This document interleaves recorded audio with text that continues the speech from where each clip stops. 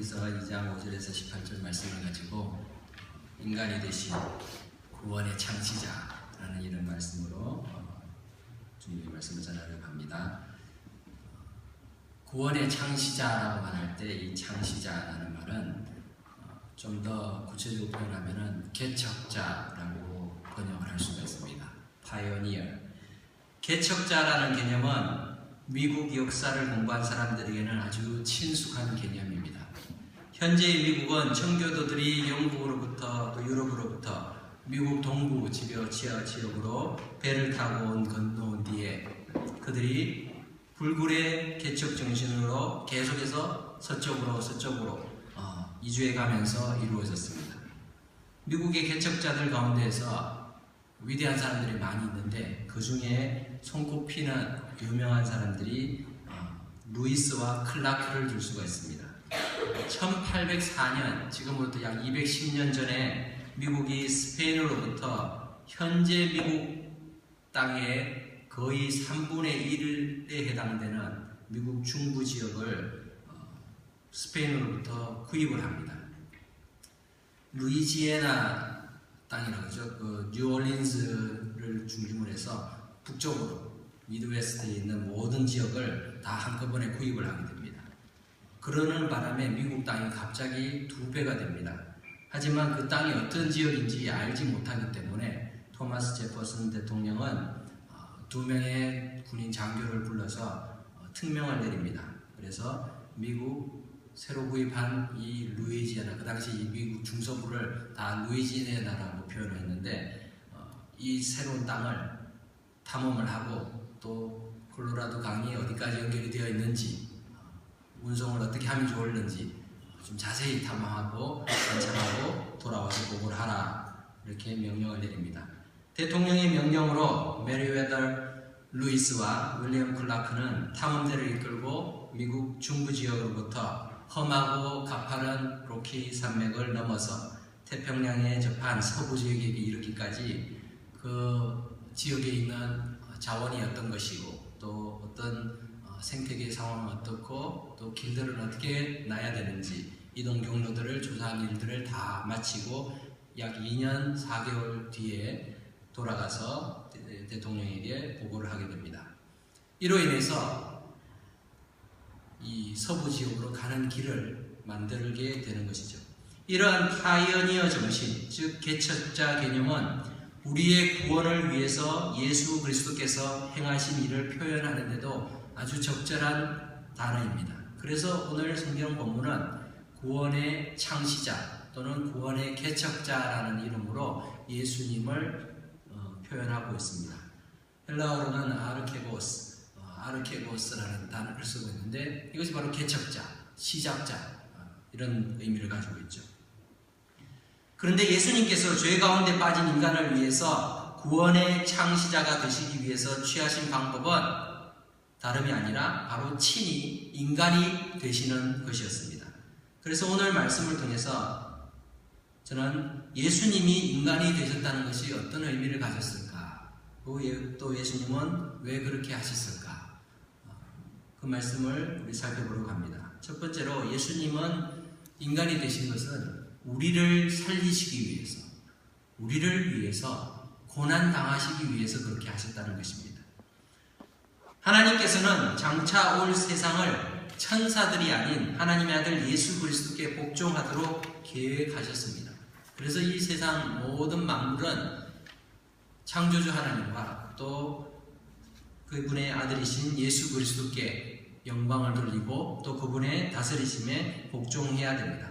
하지만 높은 보좌에 계신 그 예수 그리스도께서, 아니 하나님의 아들이신 성자 하나님께서 그 자리에 계시지 않으시고 인간의 몸으로 친히 이 땅에 오셨습니다. 우리를 위해서 비천한 상태에 거하기로 결정하신 것입니다. 그래서 시편에 있는 내용을 오늘 본문에서 인용을 하고 있습니다. 6절부터 7절 말씀을 보면은 그러나 누군가가 어디에서 증언하여 이르되 사람이 무엇이기에 주께서 그를 생각하시며 인자가 무엇이기에 주께서 그를 돌보시나이까. 그를 잠시 동안 천사보다 못하게 하시며 영광과 존귀로 관을 씌우시며 만물을 그 발 아래에 복종하게 하셨느니라 하였으니, 이렇게 인용합니다.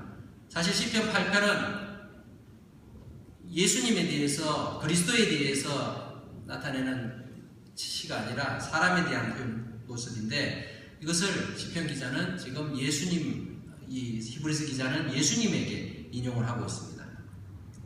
천사들보다 못하게 되었다, 이렇게 표현하고 있죠.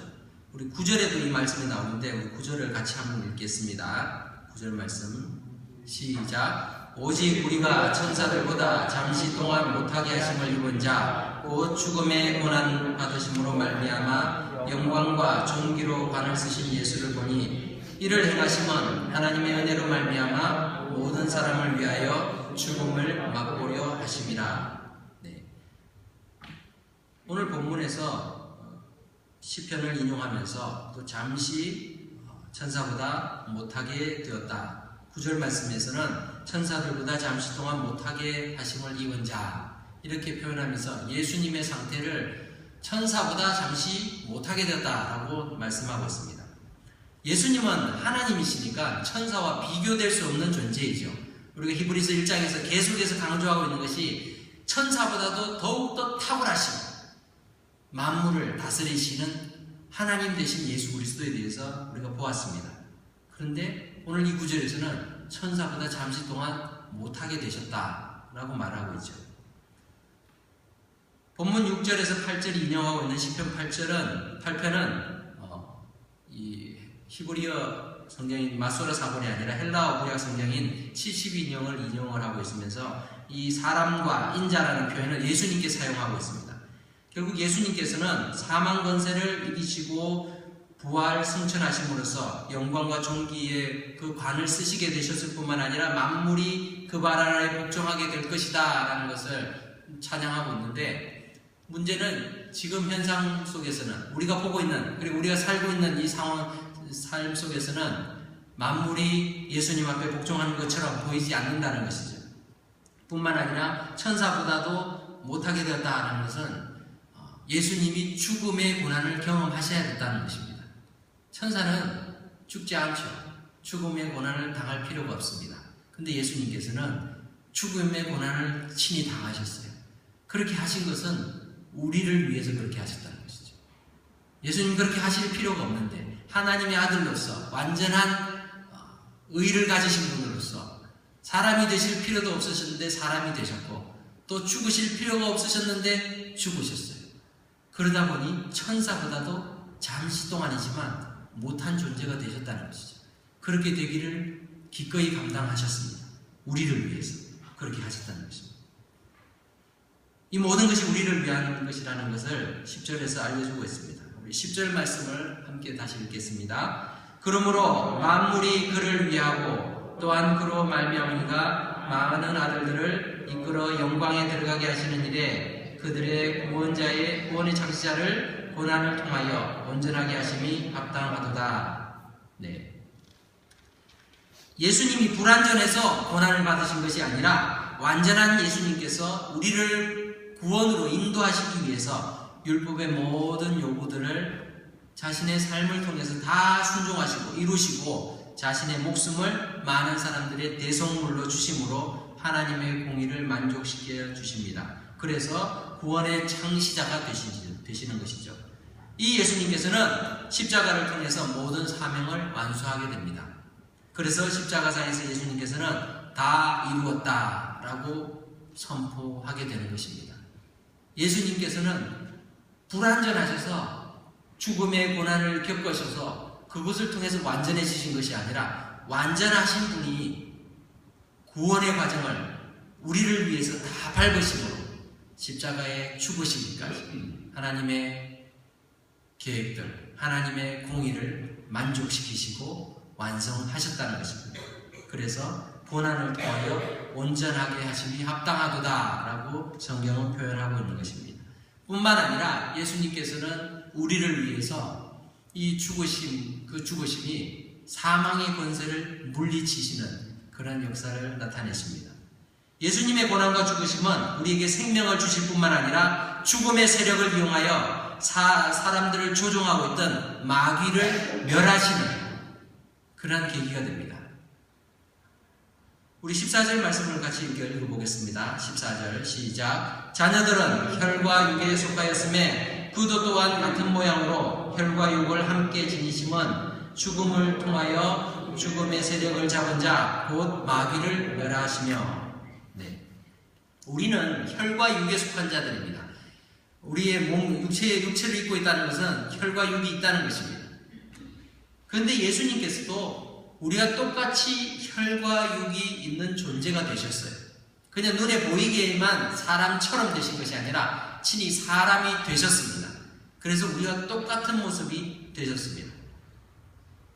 그로 인해서 마귀가 사람마다 그 약점을 부여잡고 지적하고 있던 그 죽음에 대한 문제를 예수님께서는 우리를 대신해서 대면하고 계시는 것이죠. 마귀는 죽음의 권세 자체를 소유하고 있는 것은 아닙니다. 인간의 생사 화복은 모두 하나님의 주권에 속해 있습니다. 하지만 범죄한 인간에게 계속해서 죽음의 값을 치러야 된다라고 참수하고 정죄하는 것은 마귀의 역할이에요. 그래서 마귀는 우리에게 계속해서 죽음의 권세에 대해서 두려움을 느끼게 만듭니다. 너는 죽을 수밖에 없어. 너는 죽은 존재야. 너는 죄를 지었으니까 죽어야 돼. 그러다 보니까 마치 마귀가 사망의 권세를 다 가지고 있는 그런 대단한 존재처럼 느껴지게 되죠. 그런데 마귀는 그렇게 위협하면서 죽음의 권세를 이용해서 우리를 종노를 하게 마귀의 종이 되도록 그렇게 만들고 있다는 것입니다. 구약시대 또 고대의 전쟁을 보면은 한민족과 한민족이 전쟁을 할 때 때로는 대표가 나와서 싸울 때가 있습니다. 그래서 그 대표로 나온 장수가 이기면은 그 군대가 이기는 것이고 그가 지면은 상대편에게 또 패배를 인정하는 그러한 전쟁들이 있었습니다. 성경에도 그런 내용들이 나오죠. 이스라엘 민족이 블레셋 족속과 전쟁을 할 때에 블레셋 군대의 대표로 골리앗이라는 사람이 나왔습니다. 근데 골리앗이 얼마나 컸던지 지금 계측으로 따지면은 키가 약 3m에 가깝습니다.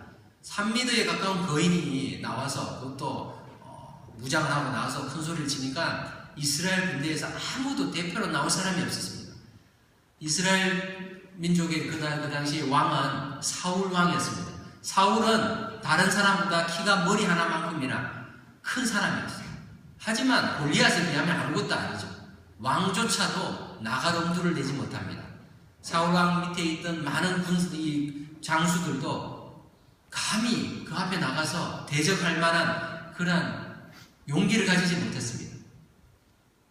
누가 나오든 간에 그 대표로 나와서 싸워야 되는데 아무도 나오지 못하고 있었어요. 그때 나온 사람이 소년 다윗이었습니다. 양을 치다가 아버지의 심부름으로 형님들에게 먹을 거 갖다 주려고 갔던 다윗이 그 모습을 보고 너무 화가 나는 거예요. 어떻게 하나님을 믿는다는 이 하나님의 백성들이 저 사람 하나를 그냥 단순히 덩치 크다고 해서 큰 소리 치고 있는 저 한 사람을 두려워해서 꼼짝도 못하고 있는가 이렇게 생각하면서 자신이 나가게 되죠. 소년 다윗이 나왔지만 그는 이스라엘의 대표로 나온 것이에요. 골리앗은 좀 자존심이 상했겠죠. 네가 어떻게 나를 강아지처럼 스치고 그랬느냐, 어떻게 네가 나왔느냐 이렇게 얘기를 하면서 무시하지만 그는 어쨌든 이스라엘 민족의 대표로 다윗은 골리앗 앞에 선 것입니다. 그 자리에 만일 사자를 짐승 맹수의 왕이라고 하는 사자를 내보내든지 코끼리를 내보내면은 이것은 대표가 아니죠. 이스라엘의 대표로 나온 것이 아니겠죠. 사람이 대표로 나온 것이죠. 예수님께서 인간이 되신 것은 우리 인간을 대표해서 사람으로서 마귀가 정죄하는 그런 모든 부분에 대해서 맞서기 위해서 나오신 것입니다. 인간과 똑같은 조건이 되셔야 인간을 대신해서 값을 치를 수 있기 때문에 그렇습니다.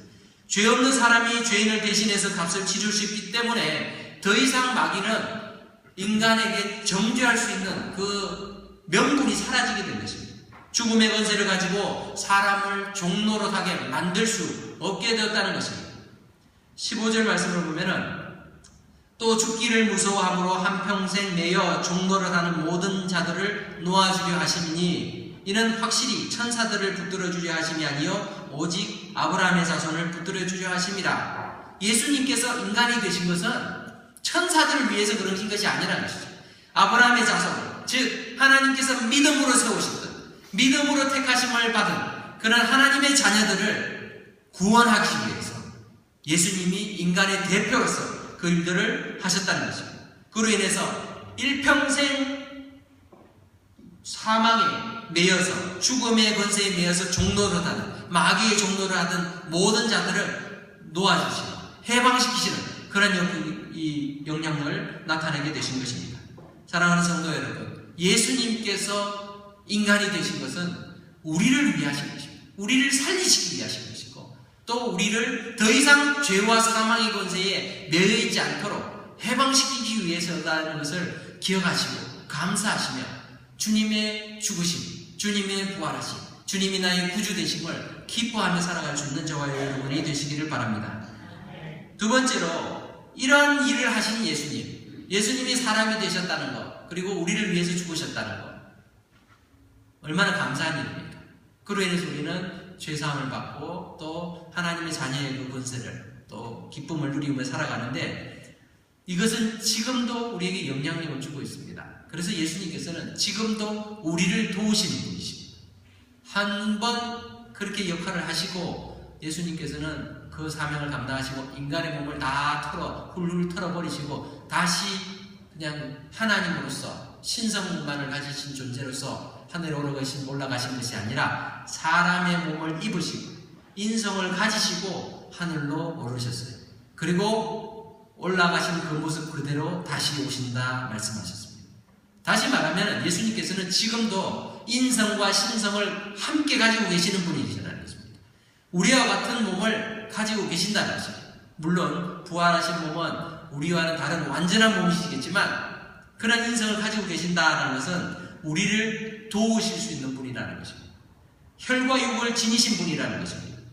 성경에서는 오늘 우리를 향해서 또 예수님의 형제다 이렇게 말하고 있습니다. 11절 말씀 우리 함께 읽어보겠습니다. 11절 시작. 거룩하게 하시는 이와 거룩하게 함을 입은 자들이 다 한 근원에서 난지라. 그러므로 형제라 부르시기를 부끄러워하지 아니하시고. 네, 여러분, 자기보다 못한 존재를 형제라 또 가족이라 말하면은 사람들이 싫어합니다.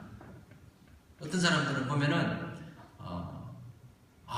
당신은 어머니랑 정말 똑같이 닮았습니다 라고 말할 때 어머니가 정말 예쁘고 미인이면은 괜찮은데 그렇지 않으면 기분 나빠하죠. 당신은 아버지랑 똑같네요 그렇게 말하는데 아버지가 사람들에게 인정받고 칭찬받고 존경받으면은 괜찮은데 아버지가 욕을 먹고 아버지가 다른 자기보다 훨씬 더 못나고 못생겼는데 아버지랑 똑같다라고 말하면은 욕이라고 생각합니다. 자기보다 못한 존재를 자기와 동급으로 말하는 것에 대해서 상당히 불쾌함을 느끼죠. 그런데 예수님께서는 우리를 향해서 형제라 그렇게 부르시고 있어요. 하나님의 자녀, 하나님의 아들이신 예수님께서 우리를 자녀 삼으신 것은 예수 그리스도께서 우리를 형제 자매로 삼아 주셨기에 우리가 하나님을 아버지라고 같이 부를 수 있게 되는 존재라는 것이죠. 어떻게 우리가 예수님과 동급이 될 수 있겠습니까? 그런데 예수님께서는 그것을 부끄러워하지 않으셨다라고 말씀하고 있습니다.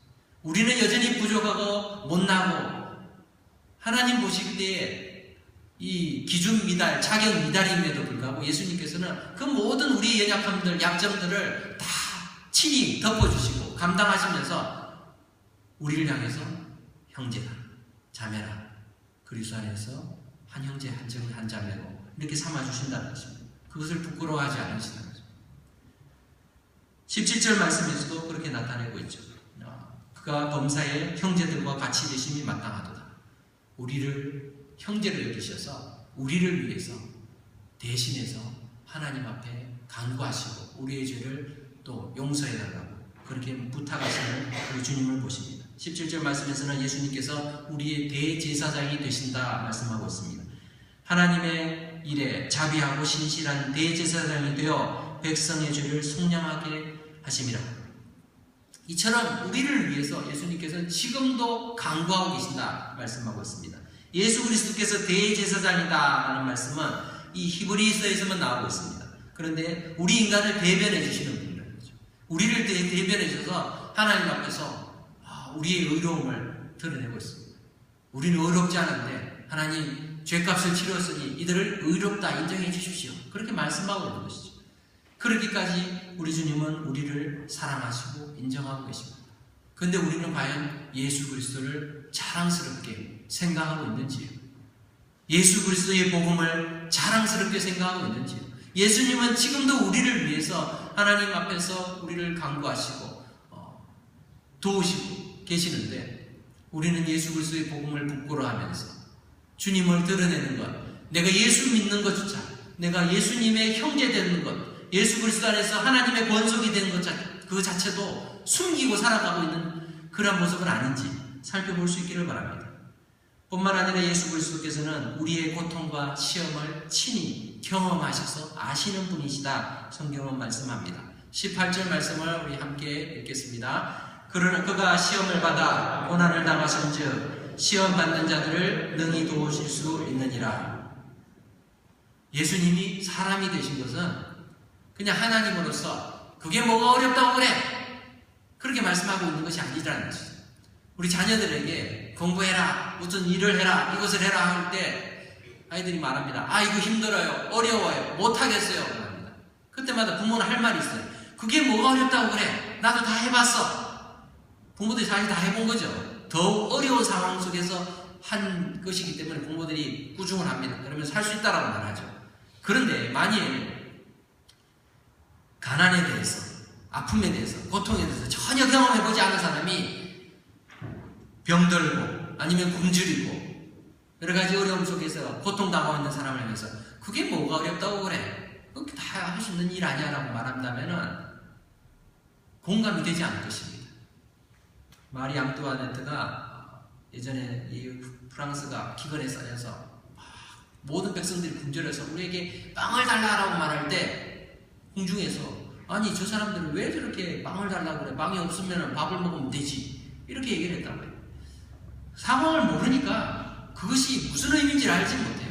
근데 예수님께서는 우리의 고통을 다 아시는 분이시다. 왜냐하면 직접 친히 인간이 되셨기 때문에 우리의 혈과 육을 친히 다 함께 하시면서 우리가 겪을 수 있는 그 고통들 그리고 시험들을 다 경험하셔서 시험 받는 우리를 능히 도우실 수 있는 분이시다. 성경은 말씀하고 있는 것입니다. 예수님께서는 지금도 우리를 도우시는 분이십니다. 우리는 믿음을 가지고 이 땅을 살아가면서 그리스도인으로서 홀로서 세상을 살아가는 자들이 아닙니다.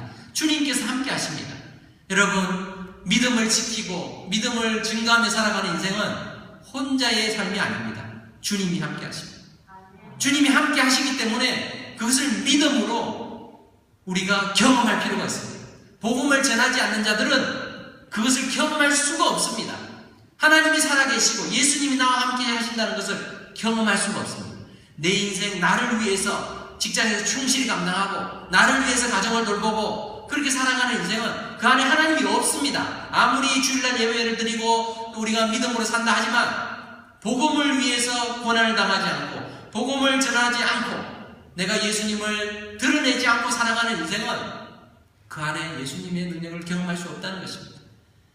인간이 되신 예수님, 구원의 창시자 되신 예수님, 우리를 위해서 완전하게 구원을 이루어주신 그 예수님이 나의 생명의 주라는 것을 우리가 믿는다면 그 믿음을 우리의 삶을 통해서 복음을 전하면서 나타낼 수 있기를 바랍니다. 지금까지 인생을 살아오시면서 복음을 위해서 당한 고난이 얼만큼 되십니까? 우리의 실수와 우리의 잘못으로 인해서 고난당한 적은 많을 것입니다. 그것이 예수를 위해서 당한 고난은 아니라는 것입니다.